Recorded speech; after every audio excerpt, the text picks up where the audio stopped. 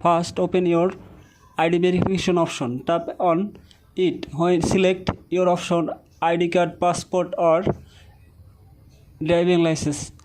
Show form part and scan it. After then submit it, you also see this option, I am ready. Tap on this option, I am ready. When you click I am ready, you also see your document or driving license or NID back part.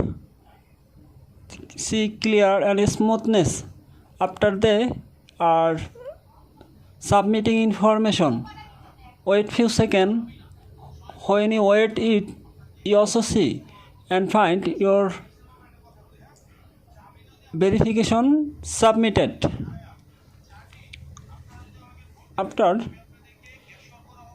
your face verification, your small left or right.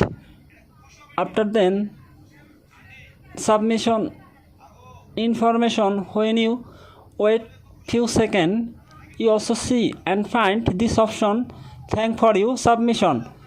Click go to setting, tap on here. When you see your submitted information is pending. Thanks for watching this video.